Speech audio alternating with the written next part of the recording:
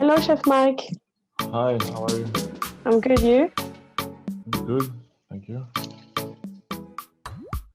We're just waiting for the others. Okay. Hello, hi guys. Hi. Hi everyone. Hi Chef Mike, and thank you so much for being here today. I don't know if you guys can hear me really well. Yes, it's okay. Perfect. So like Allison said, today is our third webinar organized by Oodge. And today we're having you for sure, a private and talented chef. And thank you so much again for being there. So you will also be assisted by Allison, who's also a chef right here in Abidjan. And you guys will be talking about how the chef faces COVID-19. And then we're gonna have questions. She'll be probably asking you questions, and then I'll go over and then the kind of stuff. So we're gonna ask questions that you will have to reply, and then we'll go from there. Okay. Okay. So I'll start by introducing myself. I'm going to tell you who am I. So Allison, I'm a young chef. I'm currently working in Abidjan. It's been 2 years now. I did my studies in France. I went through the normal process. I went to the Lycée Hôtelier. I did my BTS. And then I wanted to continue to have like a higher diploma. So I did a Licence Pro. And then I started working for Paul Bocuse in Lyon. From there, I applied to go to the US because they have another Paul Bocuse in the US on the Walt Disney World Resort. So I also worked there for a year. And from there, I decided to drop my... To drop my suitcases. Croire, peut-être qu'il est dans le déni, c'est que les hommes n'extériorisent pas comment ils What's se sentent. going on? Donc, essaie de savoir ça, comment il se sent, est-ce qu'il a peur, peut-être qu'il a peur. La peur aussi, c'est que les gens agissent différemment, en fait. Somebody has to cut his microphone. Okay. I don't know what happened. Sorry for that, Chef Mike. I don't know what happened. So, as I was saying, sorry for that. So, as I was saying, from the US, I went to Ivory Coast. I went for a family reason at first. Then I found like a job as a chef in a very well-known restaurant in Abidjan. So I decided to stay, and I've been there for 2 years. So Oodgeguide is giving us the opportunity to share our experiences and to connect in between us chefs from like the whole Caribbean and Afro world. So today, Chef Mike, I'll ask you at first to introduce yourself, to tell us who you are and what you did. Yeah, so I'm Chef Mike Maitrel. I was born in Alsace in France, and I moved very young to the Caribbean. My dad is from Martinique. Okay. So I grew up there. I grew up in France and in Martinique at the same time. Okay. So I got both of those culture very, very different, European and very Caribbean. Yeah. I studied different things before going into the kitchen. I was always wanted to be a chef, but I thought I never would have the time. And one day I had the opportunity to study it. And then same thing, I went back to school. I'm graduated with a CAP for kitchen, like the basic diploma in France. And after this, it's experience working. I was lucky working with different very good chefs in France, in Switzerland, in Martinique. And that's how I became a chef. I moved nearly 3 years ago to America. I was in New York first. I was chef in New York. A lot of work to build this career. Yeah. And at the end of the day, we opened a restaurant in the West Village in February, which was a French Caribbean cuisine restaurants that Yeah. was unique in New York, because I can in New York imagine. you have Yeah. a lot of Jamaican, a lot of people from Trinidad, but you don't have a lot of people from Martinique or Guadeloupe. So That's opening this awesome. kind of mixed cuisine between, you know, the traditional French Mm-hmm. technique and the exotic fruits, vegetables that we can find in Caribbean was Yeah. very interesting, because Americans are not really willing to be easily open to new food. Mm-hmm. So that's why the gap between pure Caribbean and what they used to eat was a little bit too big. So they went through this French traditional cuisine that they like, that is a reference for them, and Mm-hmm. adding to these Caribbean flavors. Yeah. Unfortunately, as the topic of the day, COVID happened a couple of weeks after. Mm-hmm. So my whole life changed. Yeah. And I moved to Phoenix in Arizona, and I'm now in Phoenix in Arizona. No. Yeah. And same thing, starting from the beginning again. Yeah. But I can it's a imagine. very, very, very nice adventure. It's a new beginning, Yeah. actually. And I was lucky to find here a French family of restaurateurs, Okay. and I work for them, and we create things together, like carte blanche, this Okay. code that I have. It's Yeah. a concept unique in Arizona, or all the French. We are actually 3 French chefs. We Okay. gather together every month, once per month, to make a unique fine dining Menu. experience for people. Okay. And how long Yeah. does it last? For how long does last that fine dining menu? We make it every month. We have Every a new month. menu. Okay. The next one Okay. is on February 1st. Okay. That's a Yeah. great experience. And how were you able to? You mentioned the cultural gap between the French cuisine and the Caribbean one. How were you able to close that gap, or actually to be close to the taste of the Americans? So it's little by little. For example, I'm chef of a restaurant that is American food, but from scratch. Like, Okay. we build everything from scratch. Everything is homemade, which is for French chef totally normal. But in America, it's kind of special to build Yeah. everything from scratch. And I have a special every week, and every week I share with my regulars different new flavors. I can make something more Caribbean, so something more French. So it's really little by little working on this. Mm-hmm. And also, there are different things that we can introduce. It's really like, for example, imagine if you have a food truck and you make some small items that are from Caribbean, you can work Yeah. touching different people, but it's a very, very long work. Process. Okay. Yeah, Okay. process. And are you at Carte Blanche? Are you in the same process? Like, I mean, introducing the Caribbean style, or is it something completely different? No, so the idea of carte blanche is, so carte blanche, the main thing is 3 French chefs together.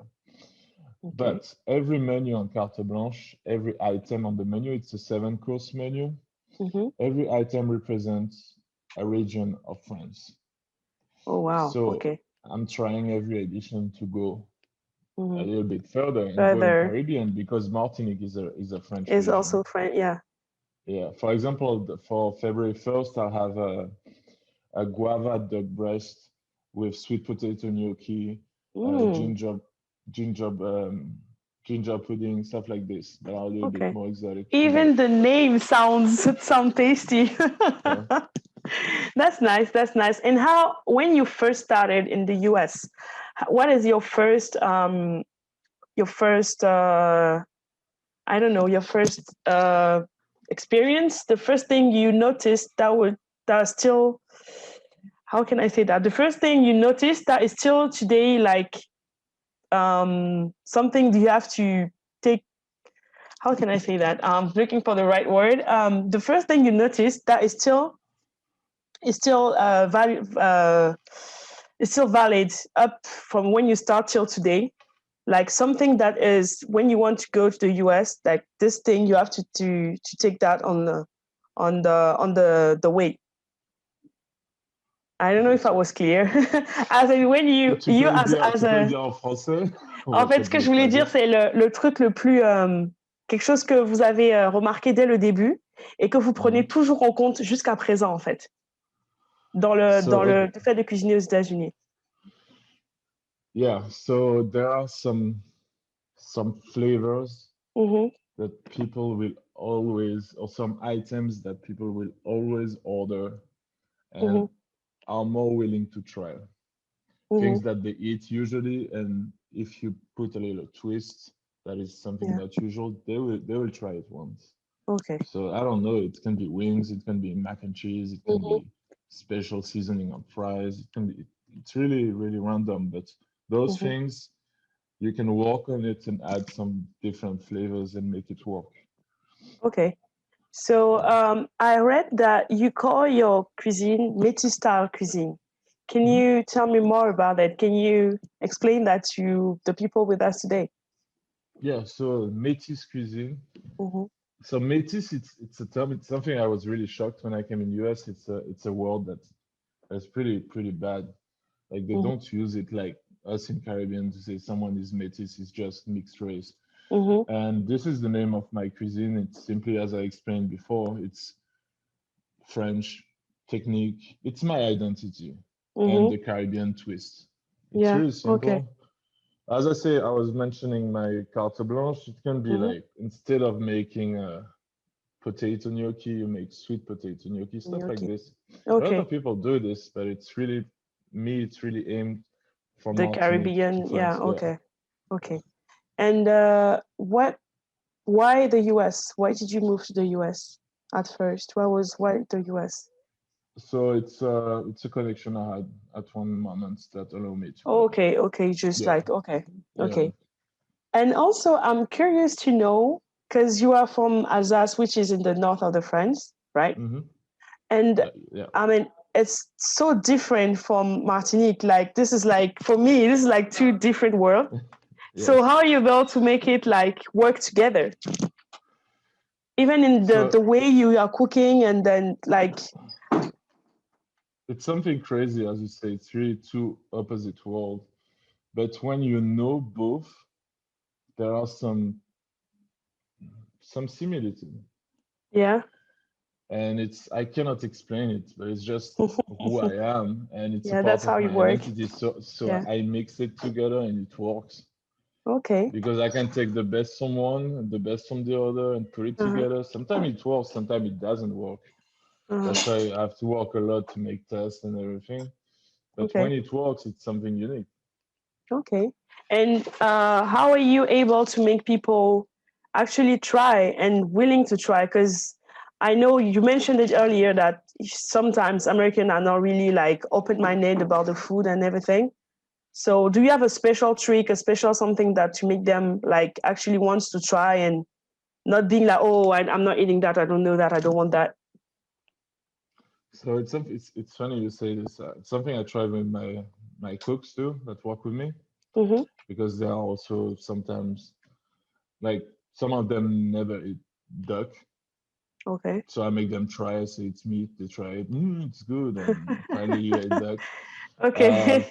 For the clients, it's different because in the description of the menu you have to say what it is. What's inside? Yeah. Or sometimes you say a little bit less, and people will just be surprised and nicely surprised. And I'm talking also about, for example, octopus, conch, things that seafood that you don't find easily here, especially in the middle of the desert. But when you get it, try to, it starts with family and friends, and just show them, hey, this is how I do my Christmas. This is how I eat. This is why I do this.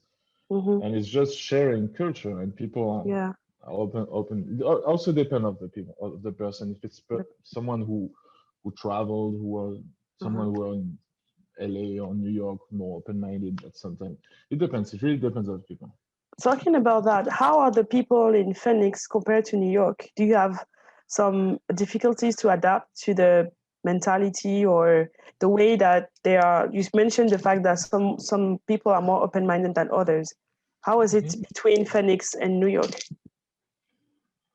So very, very different, but I found something here that I was missing from Caribbean. It's the way people are warm and really talk easily to you. I agree. They are not, you know, in New York, it's so fast that everybody's minding his own business and doing his life. So it's, I don't say it's harder to have friends or to connect with people. But here, you still have a lot. It's a big city, Phoenix, and the suburbs, but you still meet people, connect with people, take the time to talk to people. This is something I really appreciate because, you know, I guess it's probably the same in Abidjan Yeah. and in Caribbean. Like Yeah. you know people and you talk to people, and it doesn't, it just bring you human. Yeah, warmth. contact and warm. Yeah, Yeah. okay. I feel you. Yeah. And how did you go from being a regular chef to a private chef? Can you tell us about your journey?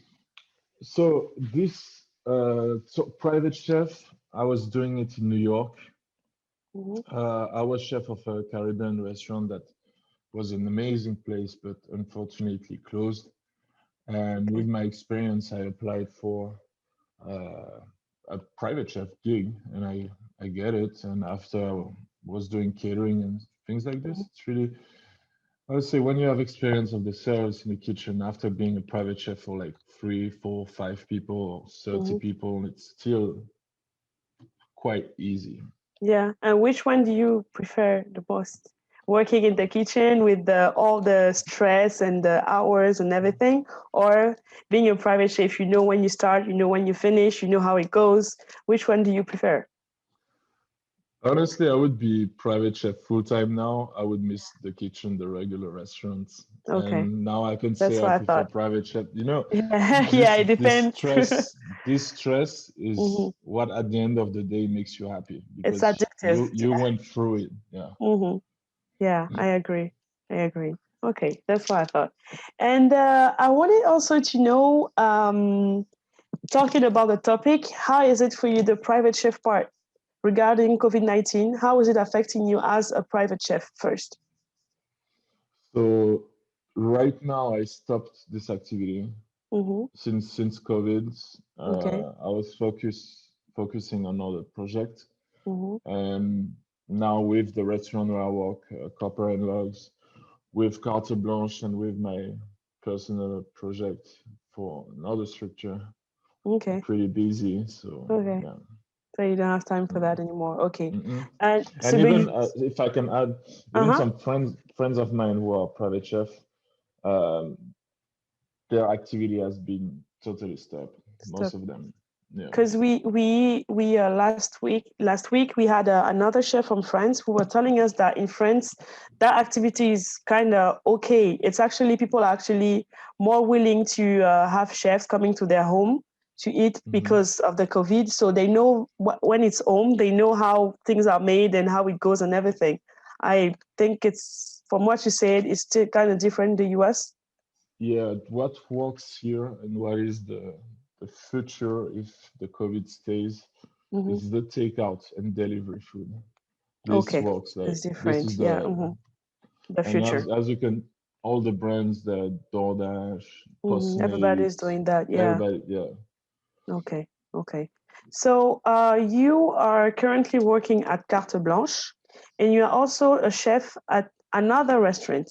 Is that restaurant in Phoenix too? Yeah, so this is my main activity is that I'm chef at Copper and Logs. This is a restaurant that is 1 mile away from my house and I'm the chef there. Carte Blanche is an event once per month. Just once a month. Okay. Yeah. Okay. And where did you meet the chef you are working with? The 3 French chefs you're working with. How did you guys got together and with that idea?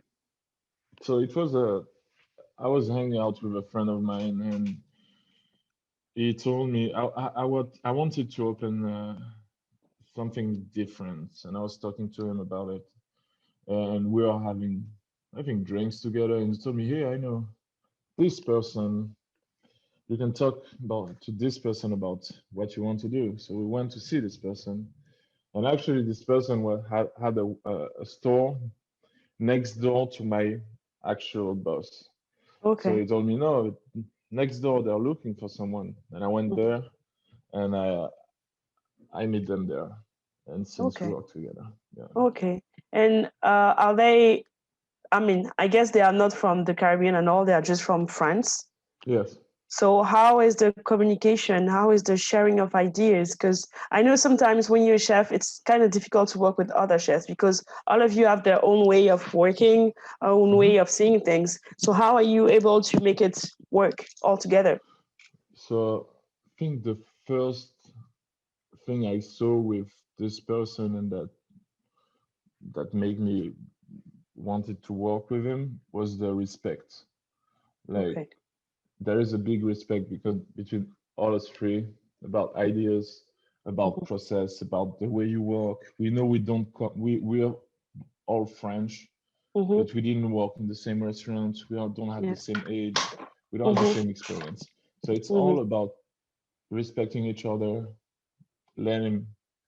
let the other person try what he wants to do and see what it gives, and everybody learns from it. From each other, Everybody yeah. learns from it. Yeah. Okay, that's nice. I wanted to know, okay, that's a very general question, but I still want to know how was it for you?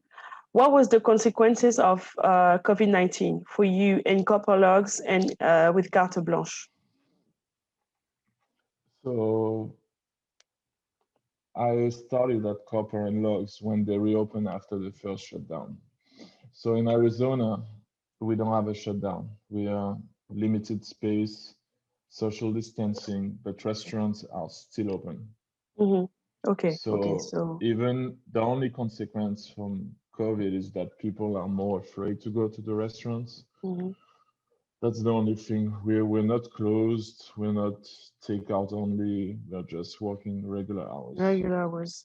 And is there more service now that is people are coming?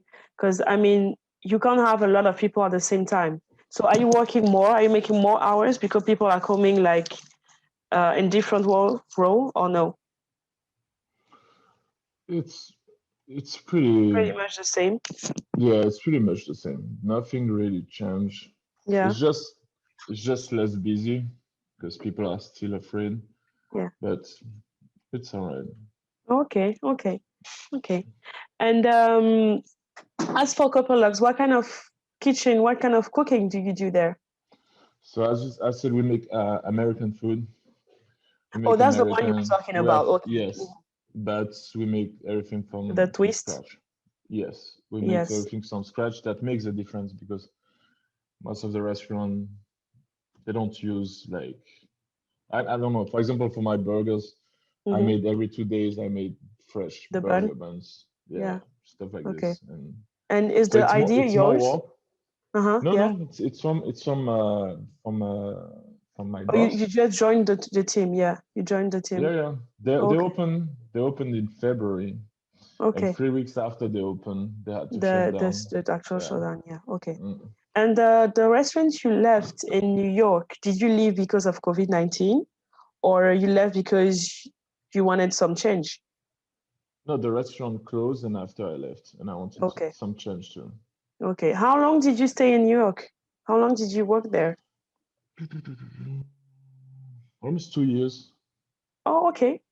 Yeah. I thought you stayed there like for a long time before. No. Okay.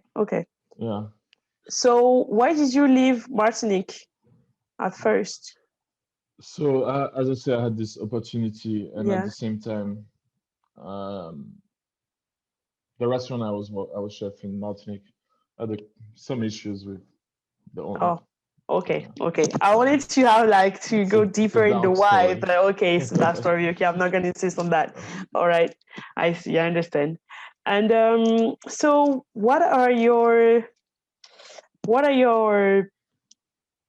how can I say your future goals regarding the actual situation? I'm explaining what I want to say. COVID-19 doesn't seem to stop anytime soon.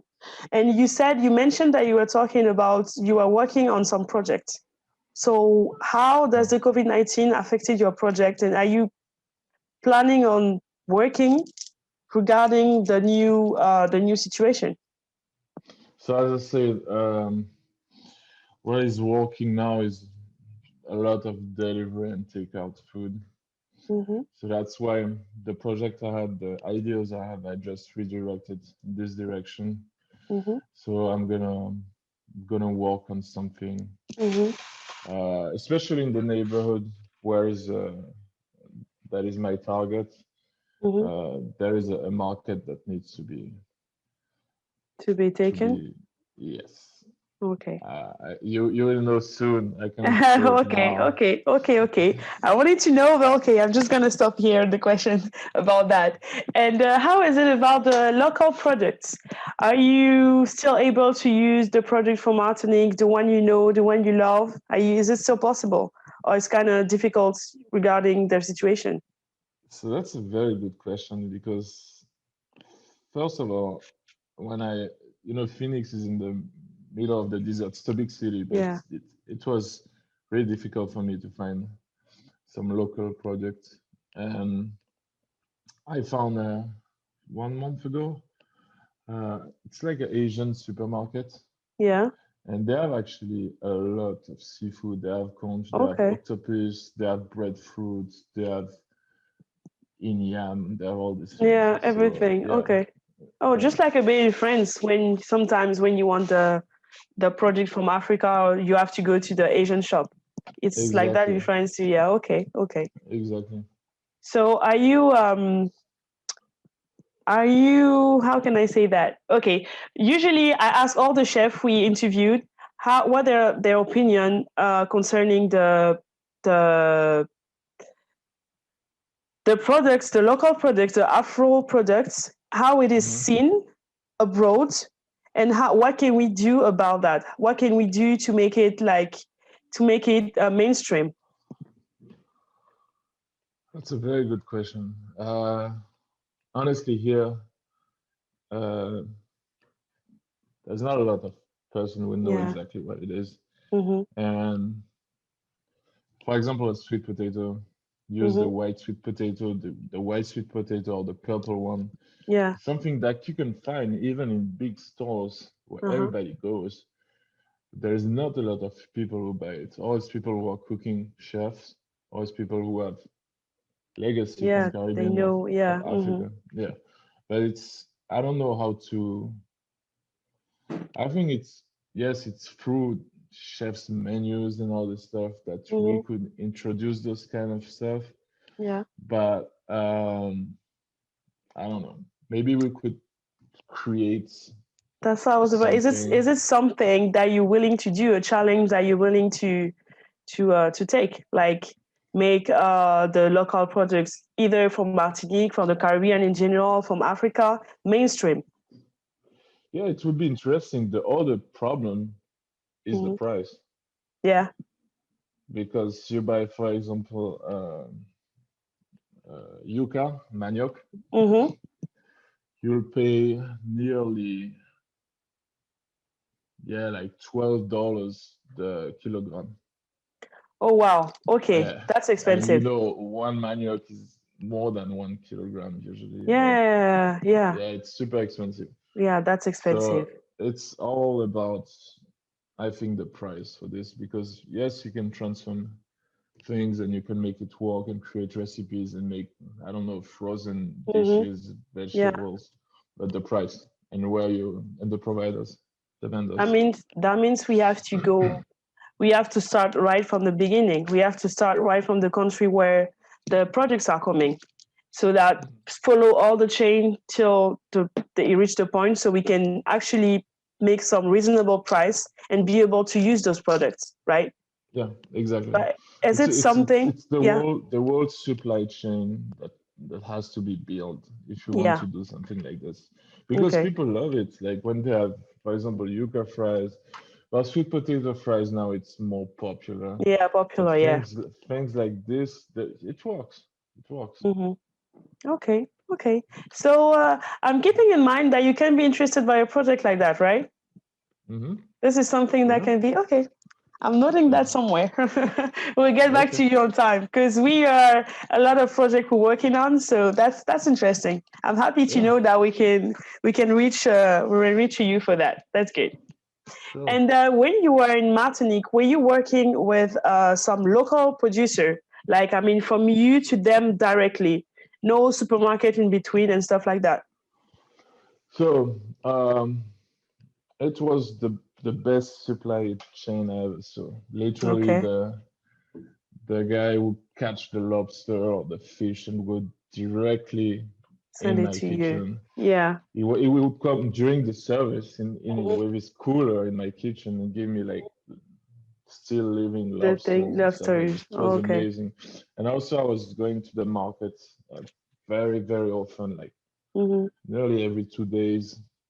Yeah. It was great. Yeah, the product and was don't you miss it? Yeah, of course. But I miss it since even in New York it was not the same. But are you not willing to go back to Martinique, or are you waiting for the right opportunity? No, I want to go. I want to go back first of all to see my family because with COVID it's really not easy and I have a lot of work. But yes, why not? As you say, opportunity is the key. Yeah. If we can build something there, it could be interesting.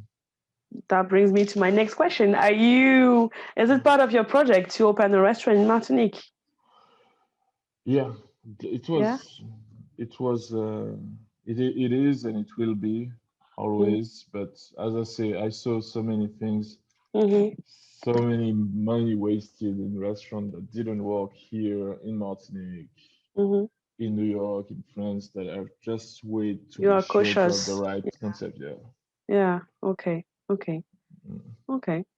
But your concept actually it's really interesting because, like you said, we saw a lot of Jamaican food and all that, but rarely the mix between the Caribbean and the French, the typical French one. I saw your work, like the way you dress the plate, the way it's really like, it's different from what we used to see. So I think you really have something there. And then I'll be your biggest fan if you open your restaurant. I'll definitely come to taste it and see it. Thank you. Yeah. And I also wanted to know how it was for a French, because I think when you went to the US first, you weren't a chef, right? Or you started as a chef? No, I was a chef.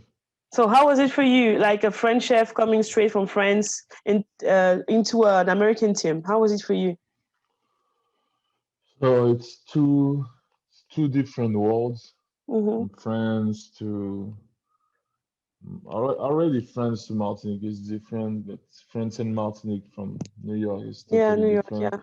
So we work a lot on the volume, meaning you can have in New York a small restaurant and you make 200 people per day. Okay. So because in Martinique, our chef of a restaurant, we had 28 seats. Yes, we were full every service, but it's only 28 seats. Yeah. And the first restaurant I was chef in, for the brunch, we had like 250, 300 people coming. Yeah, I experienced that too. So this was the big challenge. And also the language barrier at the beginning, because the English you learn at school, the British English, and when you're in the kitchen and you have to scream, and you have a Mexican, you have a Jamaican, you have a Nigerian, you have people from the East, the West, and so it's so different. So yeah, this was maybe the two biggest challenge was the language and also the volume, working on volumes. It's not easy. Okay. And is it a good experience, or if you had to go back in time, you wouldn't do that again? No, I would do. I don't regret. I don't regret anything.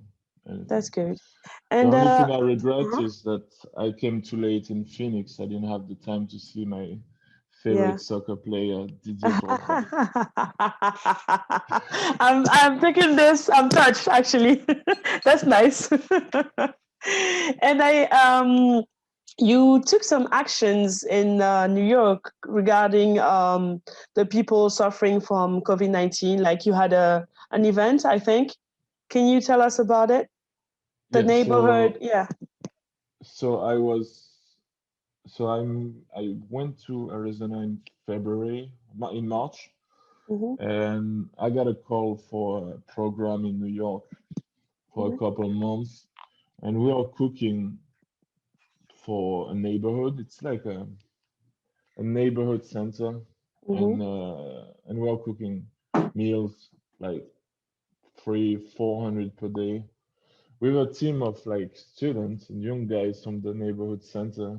Okay, So you were it the was only chef. really, yeah, I was I was leading the program. Okay, and it was really fun because also there I was trying to share a little bit of culture because we are doing food like in a canteen. It was like a lot. It was really on the volume, but we tried to make it nice and to share something different with people. Was and they really the appreciate menu? it.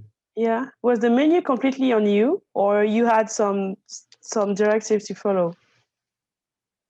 No, we had the only goal was the amount Numbers? of the numbers of meal that we have to reach per week. The goal was 1,600 per week. Wow. And they gave me a budget, and I order what I want with this budget, but we reached most of the week the 2,500 instead of 16. And we were still in the budget, which was great. And that's nice. People, it was really different food. We made like jerk chicken. We made I was about to say how. We made a lot of different things. So you made some French cuisine actually. We made French. We made Caribbean. We made curry chicken. We made all these things for the people. Okay, that's nice. So you were teaching the person who were working with you and the people who were coming to eat too. Yeah. That was like a mutual. Yeah. That's nice. And it was really, really a great experience. And how many people were working with you? How many students and youngsters were working with you? I had maybe 5 students, and but I also had like 3 or 4 volunteers, the Beneva, who came and helped us a lot. It was really, really great. That's nice. That should have been like a great experience. Yeah, sounds like fun, actually. But a lot of work too. Yeah, but what time were you starting in the morning? Sorry? What time were you starting to cook for the people? Oh, we're working actually in this kitchen. Yeah. There were 2 programs like this. I was leading one of them. I was the afternoon team. So we started like at 2 p.m. and we finished at 9 or 10. Okay. That's okay. Reasonable. Okay, that's nice. I think I'll give the microphone to my colleague, Olivia, if she has some question. I do actually. I have a couple of them. So, Chef Mike, I would like to know if, let's say, somebody want to have your menu, your Caribbean menu, does it have to go to the website, or how do we proceed if we want to know your menu actually? So you're talking about private chef? Yeah, as a private chef. So as I say, I stopped this activity a couple months ago, and I was doing suggestion. So I was suggesting people and talking to them. Hey, they tell me, hey, I have this budget. I want to do this kind of food, Caribbean. I give them all the things I can do for this, and that's how it worked. I didn't have a website set up yet and all these things. Okay, and is it easy to get exotic food in Phoenix?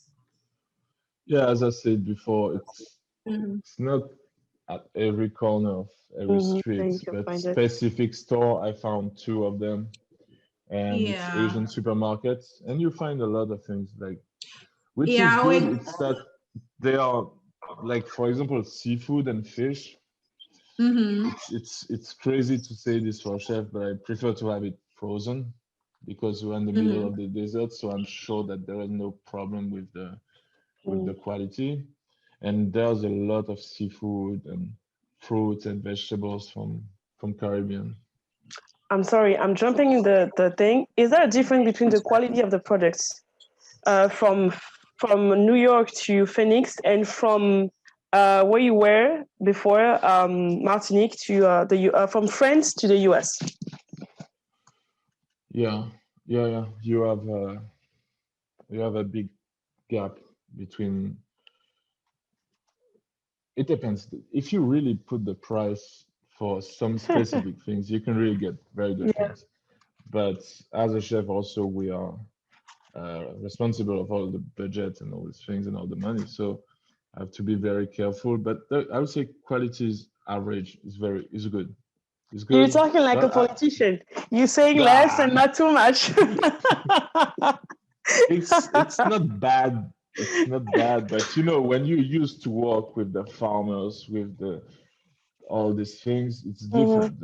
Of course, the quality is not the same, but we try to find. Okay.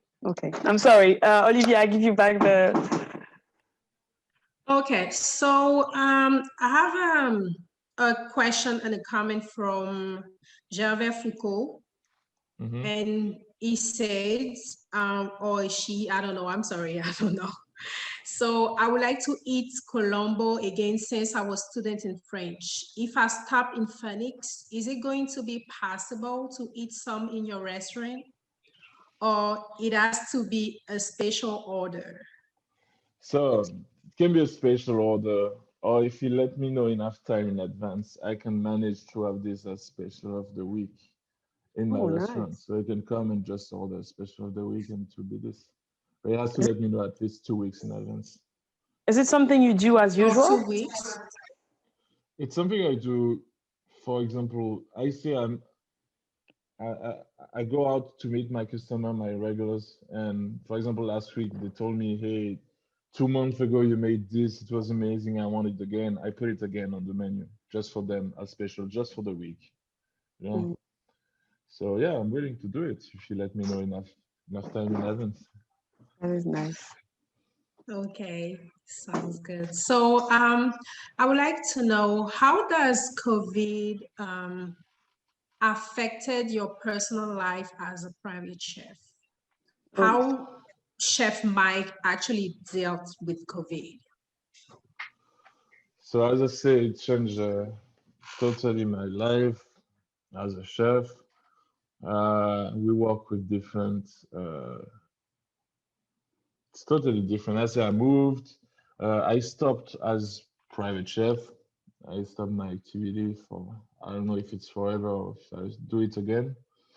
But yeah, most of my friends too who are private chef, they stop or they continue, but it's people are not really open to that. To hire. Yeah. Okay, sounds good. Did you actually experience culture shock when you firstly came in the US? I would like to know, because we all did that. I've been over there for almost 10 years too. I know how it is, but I was there as a student, so it's actually pretty different as a private chef. So what kind of culture shock did you experience as a private chef when you first went to the US? I will say the soul food. The soul food was for me like crazy, crazy. I didn't understand. Good crazy or bad crazy? I'm not judge it because everybody has, you know, culture and everything, but it was really weird at the beginning when I tried it and I was like, wow, like how, why? It's different. It's different. Yeah. But reading a lot about it, watching some videos and documentaries about it, you start to understand. Yeah. Because people all over the planet, people are cooking. There is a reason why they cook this and they grew up eating this. And it's just a way to share our culture. It's the food. So it was something that was really so different than French Caribbean. I don't say Caribbean, but French Caribbean cuisine and French cuisine. Soul food is the totally opposite. So yeah, this was my main cultural shock, I think. Okay, sounds good. So Gervais Foucault is actually asking you for your address, and he would like to know how he has to go if he wants to know the menu from both restaurant where you're working at. So the menu are on the website. We can share later after the live if you want the websites. And Gervais Foucault, he's in Arizona. We don't know. I guess he's in the US. Come, someone said that he just has to take his car and drive to Arizona. So I guess he's in the US. Perfect. In Nashville. Actually, he lives in Tennessee. Tennessee, Nashville. My cousin lives there. Okay. Merci. Thank you, Francis, for sharing that. Now I see. Okay. What is the favorite meal that you like to cook? Ooh, I like to cook. Something that you do like that, real quick. Just in like a couple of minutes. Now it's really personal. It's about the meal that my mom was doing every Saturday, and we were starving, and she was doing this in like 5 minutes. It's a spaghetti carbonara. It's really easy, simple. Oh, I love that. I really like that too. And the one from Martinique that you like? Sorry. The one from Martinique that you like cooking? So the one from Martinique is, Martinique food takes time. Like you want to cook the beans and you want roasted the meat. It takes time. Yeah, it takes time. So it's not something that you do like this. But I would say a Tina Lamori. It's cod fish with like a cucumber salad and green bananas, green plantain. Okay. Simple, but things that remind me. I remember when I was a kid. Okay.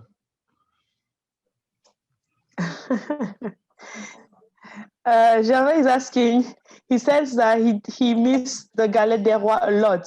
Can he order that from you? You can order, but the time you come from Nashville, it will be too late.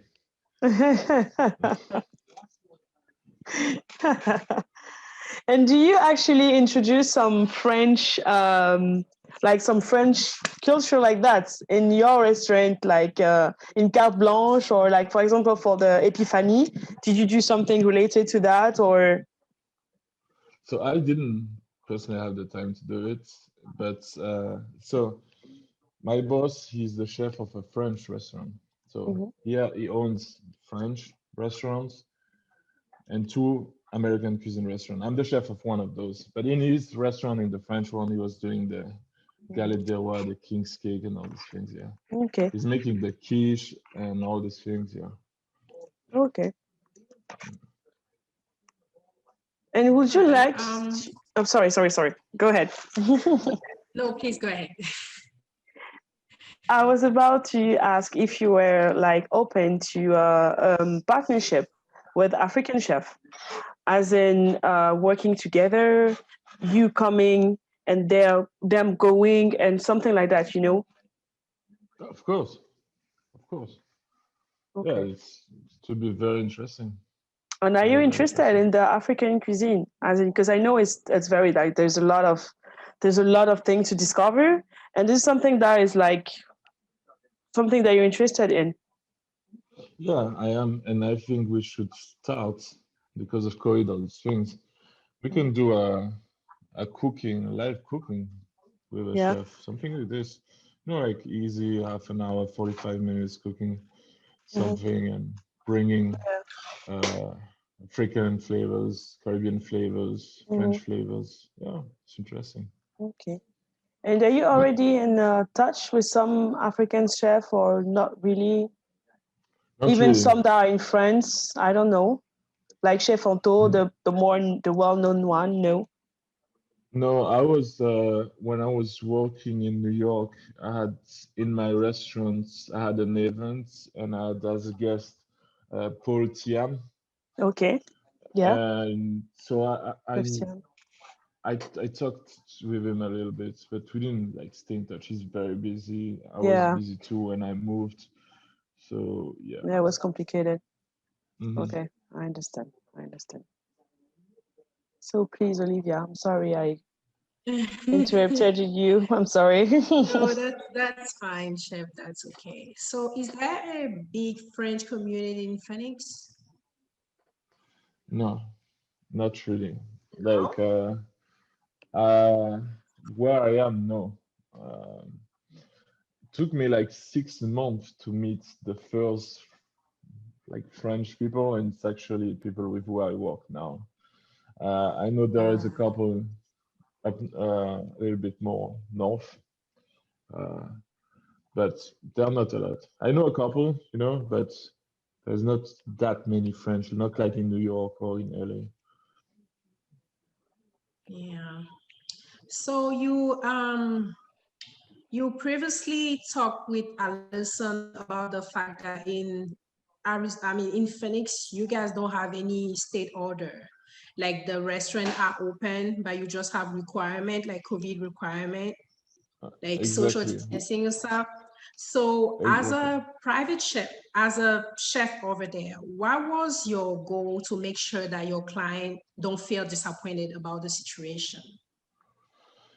So it, honestly, it's something that even if there is no COVID, you have to work like this. Is just to make sure that someone who will come for the first time in a restaurant will want to come back.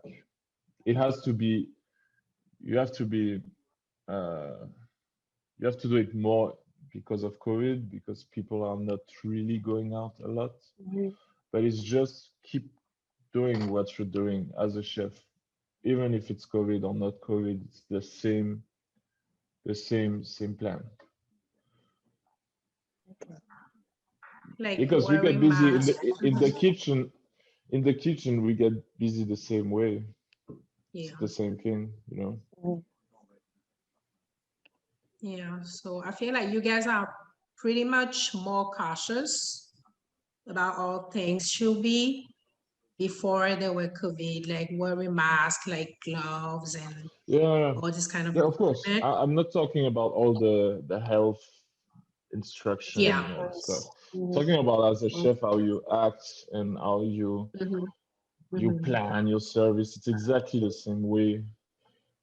But as you say, all the things with sanitizer, Mhm. Requirements, yeah. getting tested, and all these things. Yeah. Yeah. And you also said that you planning to go back home in Martinique. Hmm. Hmm. Do you have your project plan already about your restaurant that you want to No, do over there? you know this thing because in Martinique there is a lot of restaurants. There's a lot of Mhm. restaurants that do nearly the same thing. There are a couple of restaurants that are doing different things. It will be something. Mhm. The Common. keyword is opportunity. It has to be at the right Yeah. moment. You know you'll do this, and boom, you go at this moment. For the moment, it's not. It's not now. Mhm. Yeah. Uh, Yeah. Do you give cooking lessons? uh, not really. Not I'm really. enough Yeah. busy training the staff and new recipes and those things. Yeah. Yeah. That's something I wanted to do if I had more time. One time. Want yeah, I Mm-hmm. wanted to do something online, you know, to cook even my kitchen and do something, but it takes time. It's easy to you see a video that is 20, 30 minutes long, but you have like 5 days of work behind. Yeah. Yeah.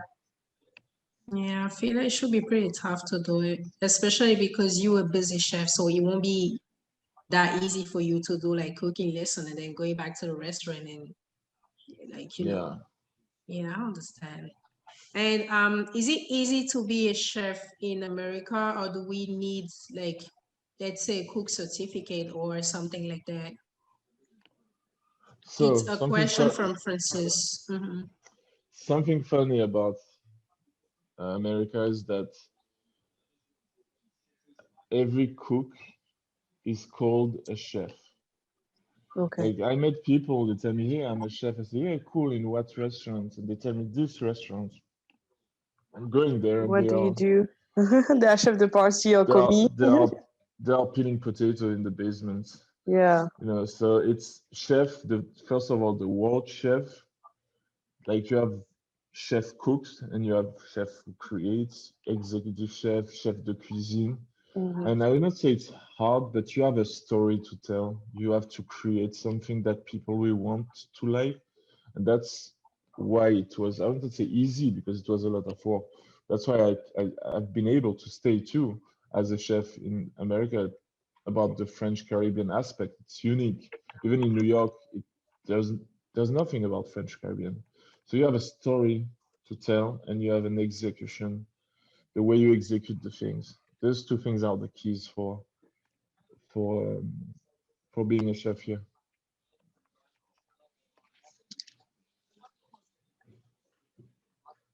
Your microphone is off. Oh, my bad. I'm really sorry. I'm sorry. I'm sorry. I'm sorry. So, Gervais is asking if you feel homesick sometime or if you plan to stay in the US for many more years again. Gervais has to come drink a beer with me and critique. So Gervais, homesick, yes, of course, of course, of course, of course. It's like periods, you know, it's like when you're busy, you're focusing on what you're doing, and when you have a little bit of time and you call family and you see videos on Martinique, and yes, you get all homesick. Yeah, makes sense. Yeah. Do you have any advices to give to like young chefs who actually plan to be like you, if I can say it like this? No. As I say, the two things are the story that you will tell, the thing, what you will share with your cuisine. And the second one is the execution, the way you will do it. These are the two keys to be a chef.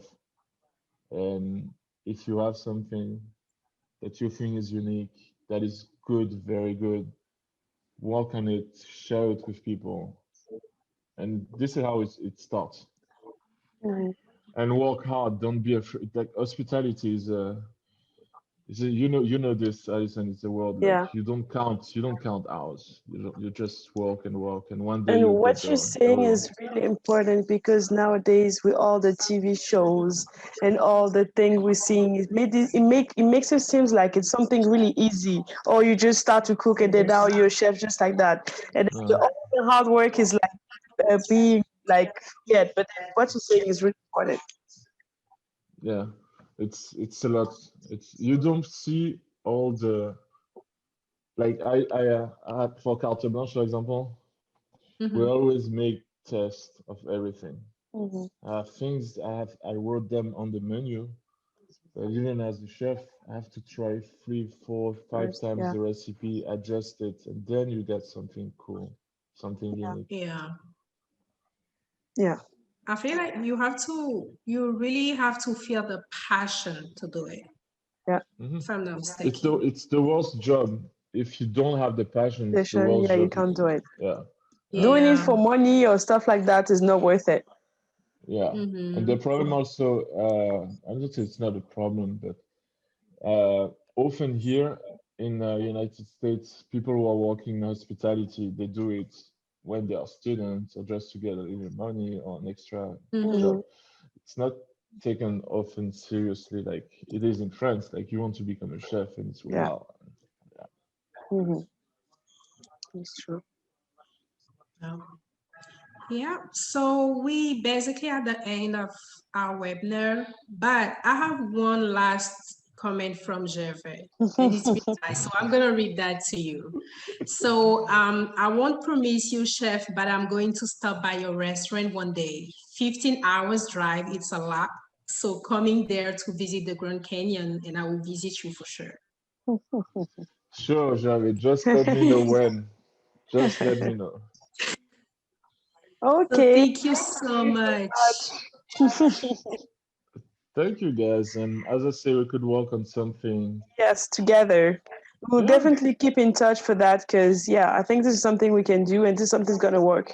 So, yeah, we can work together. That's for sure. That's Thank for you, sure. everybody. Thank you so much, Chef Mike. Thank you for being there. And thank you, everybody, as well. Thank you. Thank you, Mike. Thank you for your time. And I will come with Gervais to Phoenix. So for the beer. As soon as I can take a flight, I will come there. Pas de problème, Okay. Francis. Merci. Okay. Thank you. Bye. Thank you so Bye-bye. much. Bye, guys. Yeah. Bye-bye.